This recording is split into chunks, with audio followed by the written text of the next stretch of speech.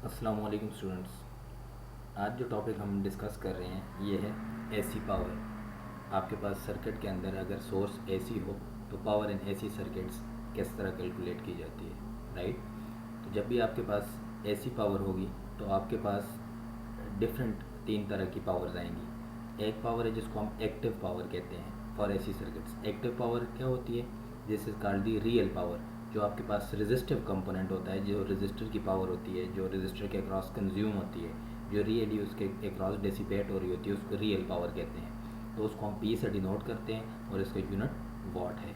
Resistive component या resistor के across जो भी पावर डिसिपेट होगी उसको हम रियल पावर या एक्टिव पावर कहते हैं और इसको पी से डिनोट किया जाता है, इसका यूनिट वॉट है। सिमिलरली जो आपके पास रिएक्टिव कंपोनेंट्स हैं, रिएक्टिव कंपोनेंट्स कौन से हैं? Inductor and capacitor. जो आपके पास इंडक्टर है, मैं यहाँ पर बना भी देता हूँ। जो आपके पास इंडक्टर है, इंडक्टर की पावर को हम रिएक्टिव पावर कहते हैं क्यू एल।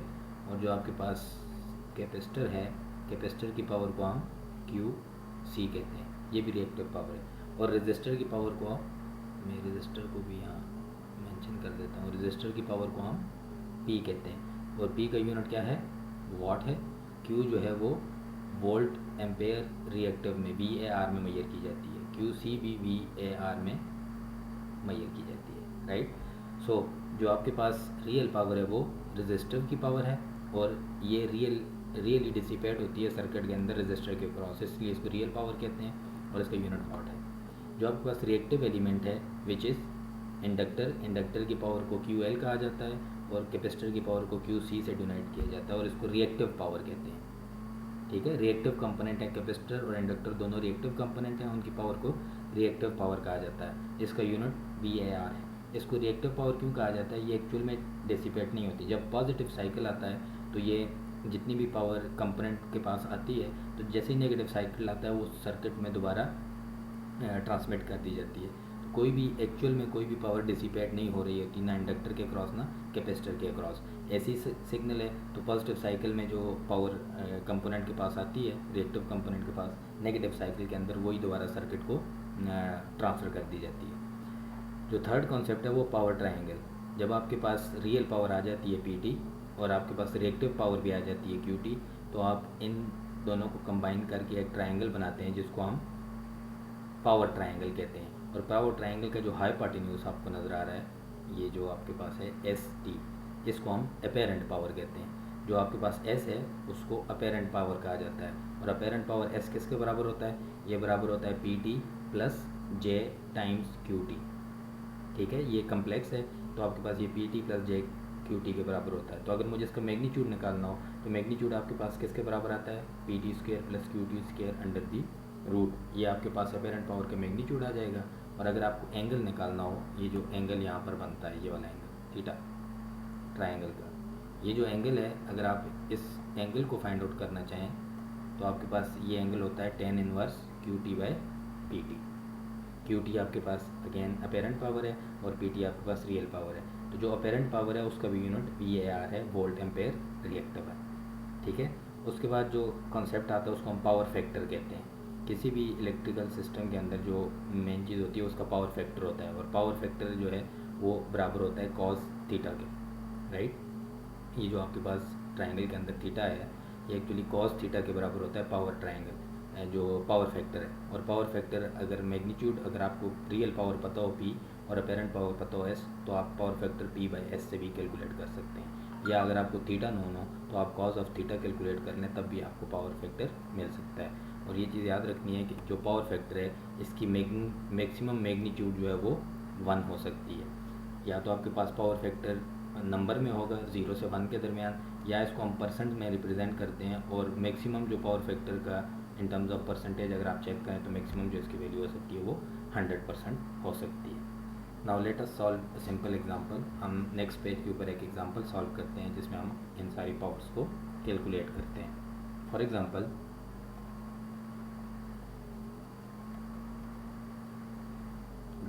आपको एक क्वेश्चन गिवन है जिसके अंदर मैं सर्किट ड्रॉ कर लेता हूँ पहले। ये आपके पास एक एसी वोल्टेज सोर्स है और इसके अंदर आपके पास एक रेजिस्टर कनेक्टेड है और एक आपके पास इंडक्टर कनेक्टेड है और आपके पास एक कैपेसिटर कनेक्टेड है।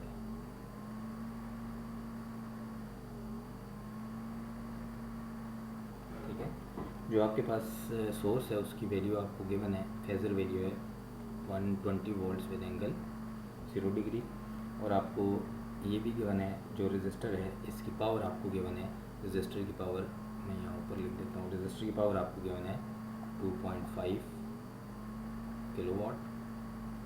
जो इंडक्टर है उसकी ओहमिक वैल्यू आपको गिवन है, रिएक्टेंस विच इज़ 6 ओम, और कैपेसिटर की भी रिएक्टेंस आपको गिवन है विच इज़ 24 ओम। राइट, आपसे पूछा क्या गया है कि आप रियल पावर फाइंड आउट कर लें P, और आप Q फाइंड कर लें, रिएक्टिव पावर फाइंड आउट कर लें। पार्ट बी में वो आपको कहता है कि टोटल रियल पावर आप फाइंड आउट कर लें PT, और साथ आप टोटल रिएक्टिव पावर भी फाइंड कर लें QT। राइट, और जो थर्ड पार्ट है उसमें उसने आपसे ये पूछा है कि आप पावर ट्रायंगल ड्रॉ कर लें। तो पावर ट्रायंगल में एक चीज़ है जो आपके पास अपेरेंट पावर थी, तो पावर ट्रायंगल ड्रॉ करने से पहले एक्चुअली आपको S भी चाहिए होगा विच इज़ अपेरेंट पावर, तो अपेरेंट पावर भी आपने कैलकुलेट करनी है। राइट, और आप से ये पूछा जा सकता है कि आप power factor suppose power factor find out कर लें which is equal to cos theta या P/S, हमने पिछली स्लाइड में डिस्कस किया। तो चलिए हम इस पेपर को क्वेश्चन को सॉल्व करना शुरू करते हैं। तो अगर मैं इस क्वेश्चन को सॉल्व करूं तो सबसे पहले पार्ट 1 का सॉल्यूशन हम फाइंड आउट करते हैं। पार्ट 1 में सबसे पहले आपसे क्या पूछा गया था, P पूछा गया था, रियल पावर। तो अगर मैं इसका रियल पावर फाइंड आउट करूं तो आपके पास सर्किट के अंदर रियल कंपोनेंट रेजिस्टिव कंपोनेंट एक ही है। तो रेजिस्टर के अक्रॉस जो पावर होती है या रेजिस्टर जो पावर कंज्यूम करता है उसको रियल पावर कहते हैं। इंडक्टर के अंदर कोई आपके पास रेजिस्टिव पावर नहीं है, कैपेसिटर के अंदर भी आपके पास कोई रेजिस्टिव पावर नहीं है, कोई रेजिस्टर इसके साथ अटैच नहीं है, इंडक्टर के साथ भी कोई रेजिस्टर अटैच नहीं है। सो रियल पावर जो है वो रेजिस्टर की पावर होगी। सबसे पहले आप रियल पावर कैलकुलेट कर लें, तो आपके पास जो रियल पावर आएगी P इज़ इक्वल टू, वो आपको गिवन है 2.5 किलोवाट, और जो आपके पास रिएक्टिव पावर आएगी Q, कैपेसिटर के लिए और इंडक्टर के लिए, दोनों के लिए लेदा आप फाइंड आउट करेंगे। जो QL आपके पास आएगी वो आपके पास क्या है, सॉरी रजिस्टर के अक्रॉस जो पावर है PR में इसको कहता हूँ, P register 2.5 kilowatt plus reactive power इसमें कितनी है 0 वाट है, और जो QL है उसके अंदर रियल पावर कितनी है 0 वाट है, प्लस रिएक्टिव पावर उसकी कितनी है वो आपको फाइंड आउट करनी पड़ेगी। तो हम कैसे फाइंड आउट कर सकते हैं, DC सर्किट में हम एक फार्मूला पढ़ते थे P इक्वल टू V²/R। अगर रजिस्टर की पावर फाइंड आउट करनी हो तो आप इस फार्मूले को यूज़ कर सकते हैं। सिमिलरली अगर आपने कैपेसिटर या इंडक्टर की पावर फाइंड करनी है तो हम इसी फार्मूला को लिख सकते हैं QL is equal to VL² XL।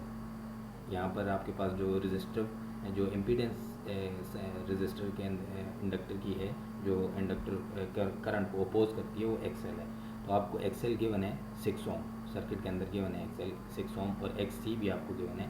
तो QC भी मैं यहाँ पर लिख देता हूँ, QC आपके पास बराबर है V²/XC के।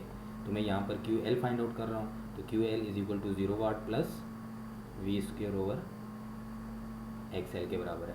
तो आपके पास 0 वाट जो है वो रियल पावर है और रिएक्टिव पावर है V²XL। तो V² आपको गिवन है, V आपके पास कितना है, इंडक्टर के क्रॉस जो वोल्टेज है पैरेलल कम्बिनेशन है, तो इंडक्टर के क्रॉस वोल्टेज 120 वोल्ट ही होगा। तो ये आ जाएगा 120² divided by XL, XL is 6। आप इसको सॉल्व कर लें तो जो आपके पास रियल पावर है, सॉरी रिएक्टिव पावर बनती है for capacitor, it is 2.4 kVAR, 2.4 kilo बनती है। राइट, सिमिलरली आप क्यू सी निकाल लें तो क्यू सी का भी जो रियल पार्ट है पावर है वो 0 है, प्लस रिएक्टिव पावर उसकी है वी स्क्वायर बाय एक्स सी। तो वी स्क्वायर आपके पास कैपेसिटर के क्रॉस भी जो वोल्टेज है वो 120 वोल्ट्स है, डिवाइडेड बाय एक्स सी है। एक्स सी कितना है आपको गिवन है 24 ओम्स, राइट। तो आपके पास जो वैल्यू आ जाएगी कैपेसिटर के केस में, that will be equal to 600 VAR, या आप इसको किलो में लिखें तो 0.6 kVAR आ जाएगा। ठीक हो गया। अब हमें क्या चीज़ चाहिए, हमने इंडिपेंडेंटली पावर्स निकाल ली है, रियल पावर भी हमने इंडिपेंडेंटली निकाल ली है और आपने रिएक्टिव पावर भी कैलकुलेट कर ली है। पार्ट 1। पार्ट 2 आपके पास क्या था, तो टोटल रियल पावर भी आप कैलकुलेट कर लें, टोटल रिएक्टिव पावर भी। तो टोटल रियल पावर क्या है कि तीनों केसेस में, इन तीनों केसेस में आपके पास जो रियल पावर्स हैं आप उनको ऐड कर लें तो वो टोटल रियल पावर बन जाएगी। तो हमारे पास तीनों केसेस में जो फर्स्ट केस है उसमें है रियल पावर 2.5 किलोवाट है, सेकंड केस में रियल पावर 0 है वाट है, थर्ड केस में भी आपके पास 0 वाट है। So the net total power will be equal to, total real power will be equal to 2.5 kilowatt, right. और जो टोटल रिएक्टिव पावर है वो भी हमने कैलकुलेट करनी है, क्यू टी जो है टोटल रिएक्टिव पावर, वो आपके पास बराबर होती है inductive power minus capacitive power. तो आपके पास जो इंडक्टिव पावर है वो रिएक्टिव वो कितनी है 2.4, इसको मैं पहले फार्मूला लिख लेता हूँ, ये आपको पता होना चाहिए। जो आपके पास क्यू टी है ये बराबर होती है Q L minus Q C. तो क्यू एल आपके पास है 2.4 kVAR minus Q C which is 0.600 kVAR। मैंने किलो वाट्स में दोनों को, किलो VAR में मैंने दोनों को रिप्रेजेंट कर दिया। तो आप इसको सॉल्व कर लें तो ये आपके पास आ जाता है 1.8 kVAR। और इसका जो नेट रिज़ल्ट है वो इंडक्टिव है या कैपेसिटिव है, तो इंडक्टर की पावर ज़्यादा थी, इंडक्टिव है, तो इसलिए हम इसके ब्रैकेट में इसको मेंशन कर देते हैं कि ये इंडक्टिव है, राइट। आपने रियल पावर भी कैलकुलेट कर ली और रिएक्टिव पावर भी कैलकुलेट कर ली, टोटल रियल पावर और टोटल रिएक्टिव पावर भी हमने कैलकुलेट कर ली। अब जो नेक्स्ट स्टेप है वो क्या है, हमें पावर ट्रायंगल बनानी है। तो पावर ट्रायंगल के लिए हमें दो वैल्यूज़ मिल गई हैं, पी टी भी मिल गई है और क्यू टी भी मिल गई है। तो हम इनकी वैल्यूज़ वहाँ पर पावर ट्रायंगल में पुट करेंगे, इनको अपने पास नोट कर लें, ठीक है। तो हमारे पास P 2.5 किलोवाट है और Q हमारे पास 1.8 kVAR है। नाउ हम यहाँ पर ट्रायंगल बना लेते हैं। ट्रायंगल का एक्स एक्सिस जो है वो आपके पास P होता है, आपने P की वैल्यू पुट करनी है। P की वैल्यू कितनी थी आपके पास पावर ट्रायंगल के लिए 2.5 किलोवाट थी। और जो आपके पास वर्टिकल कंपोनेंट है जिसको हम परपेंडिकुलर कहते हैं, परपेंडिकुलर के आपके पास हमेशा क्यू टी आएगा और क्यू टी की वैल्यू हमारे पास क्या थी 1.8 kVAR थी, राइट। अब हमने एक चीज़ फाइंड आउट करनी है जिसको हम अपेरेंट पावर कहते हैं, हाइपोटेन्यूज। तो हाइपोटेन्यूज इस ट्रायंगल का अगर आप निकालें which is S T. S T हमने पढ़ा था, मैं इसका फार्मूला दोबारा लिख देता हूँ। जो एस टी है वो आपके पास अपेरेंट पावर है, अपेरेंट पावर एस टी है। और एस टी बराबर है, अगर मैग्नीट्यूड और एंगल दोनों निकालना है तो हमारे पास जो एस टी का मैग्नीट्यूड है, पहले हम मैग्नीट्यूड निकाल लेते हैं, वो बराबर है P T square plus Q T square. तो अगर हम इसका मैग्नीट्यूड निकाल लें P T square plus Q T square, जो कि आपके पास इक्वेशन है, उसमें आप पी टी और क्यू टी की वैल्यू पुट कर दें तो आपके पास जो इसका मैग्नीट्यूड बनेगा that will be equal to 3081 VAR, right. और आपके पास जो एंगल बनेगा, आप इसका एंगल भी कैलकुलेट कर लें, वोल्ट एम्पेयर। जो आपके पास एस टी बनेगा वो वोल्ट एम्पेयर है, सॉरी। और जो आपके पास एंगल है theta, tan inverse imaginary over real, imaginary आपके पास क्यू टी है ओवर रियल आपके पास पी टी है, इसकी वैल्यू आप पुट कर दें तो आपके पास जो एंगल है वो आपके पास आ जाएगा 35.8 degrees, right. So this means कि जो आपके पास ये वाला ट्रायंगल का जो एंगल है हाइपोटेन्यूज के साथ, ये आपके पास है 35.8 डिग्रीज, और जो एस टी है वो आपके पास है 3081 वोल्ट एम्पेयर, राइट। तो अब आपके पास तीनों चीज़ें आ गई हैं, आपके पास रियल और रिएक्टिव पावर भी आ गई है, टोटल एक्टिव रिएक्टिव पावर भी आ गई है, और आपके पास पावर ट्रायंगल भी आ गई है। नेक्स्ट चीज़ जो आपसे पूछी गई थी, ये आपका पार्ट 3 था। नेक्स्ट आपसे जो पूछा गया था वो था पावर फैक्टर। तो पावर फैक्टर अभी हमने पढ़ा, वो बराबर होता है कॉज ऑफ थीटा के, या वो बराबर है, आप उसको कैलकुलेट कर सकते हैं P बाई एस से भी।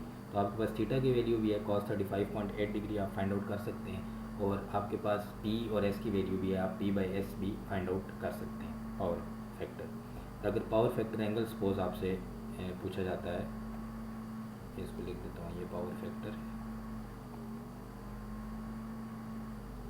और पावर फैक्टर एंगल अगर आपसे पूछा जाए तो वो किसके बराबर है? पावर फैक्टर एंगल बराबर होता है आपके पास जो थीटा है, थीटा किसके बराबर है?